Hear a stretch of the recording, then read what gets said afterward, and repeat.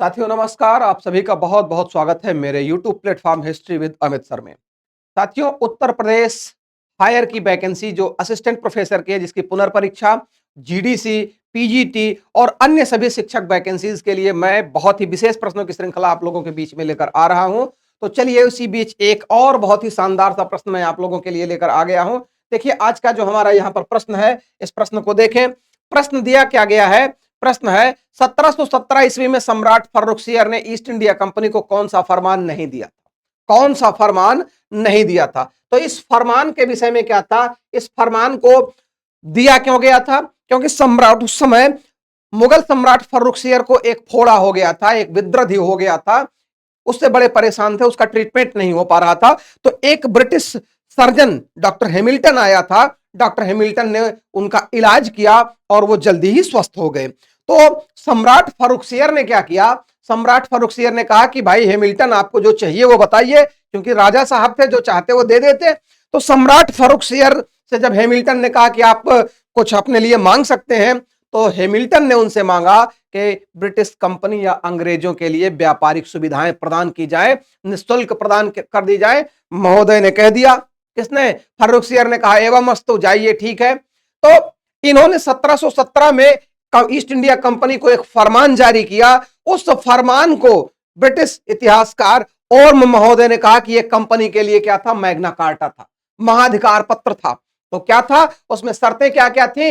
ये east India company को जो मैग्ना कार्टा था उसमें क्या था? मैं यहां पर कथन जो दिए गए हैं उन्हें पढ़ रहा हूं। बंगाल में कंपनी को 3000 रुपए निश्चित राशि के स्थान पर निःशुल्क व्यापार करने का अधिकार दिया गया। बात बिल्कुल सही है। दूसरा है, सूरत में भी 30,000 रुपए की राशि के बदले निःशुल्क व्यापार करना। आप जरा ध्यान दीजिए, सूरत और छोटी जगह थी, कलकत्ता बड़ी जगह थी, लेकिन 30,000 रुपए यहां पर जो दिया गया है, यही बात थोड़ी सी अटपटी लग रही है। अगला क्या है? कंपनी के जो सिक्के बंबई की टकसाल में बने थे, उन्हें मुगल साम्राज्य में मान्यता मिली। जी हां, बात बिल्कुल सही है। और कंपनी कलकत्ता के आसपास अतिरिक्त भूमि किराए पर ले सकती थी। बिल्कुल बात सही है। यहां पर कथन गलत क्या है? ये जो 30,000 रुपए है, ये कितना था? ये 10,000 रुपए के बदले 10,000 रुपए के बदले निःशुल्क व्यापार करना था। तो ये कथन गलत है। अर्थात सही उत्तर आपका जो है, यहां पर सही उत्तर जो है वो बी बन रहा है। अच्छा, एक चीज और बता दें कि यही फरमान जो है भविष्य में मुर्शिद कुली खां के लिए बहुत बड़ा अंग्रेजों से, ब्रिटिश ईस्ट इंडिया कंपनी से टकराव का कारण बना। क्यों बना? क्योंकि उस समय दस्तक जो दिया जाता था, व्यापार करने के अधिकार को, निःशुल्क व्यापार करने का जो अधिकार था, उसे दस्तक कहा जाता था। ब्रिटिश कर्मचारी और अधिकारी जो थे, वो दस्तक का दुरुपयोग करने लगे। अपने निजी व्यापार के माध्यम से वो क्या करने लगे? अपने निजी व्यापार में दस्तक का दुरुपयोग करके सारा सामान लाना ले जाना, निःशुल्क करना शुरू कर दिए थे। साथ ही साथ क्या था?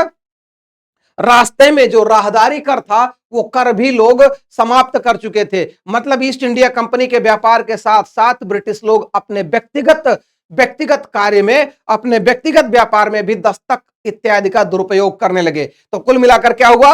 ये भविष्य के शासकों के लिए बहुत बड़ा एक दुर्घटना का कारण बन गया। तो ये रहा आज का एक बहुत शानदार सा क्वेश्चन।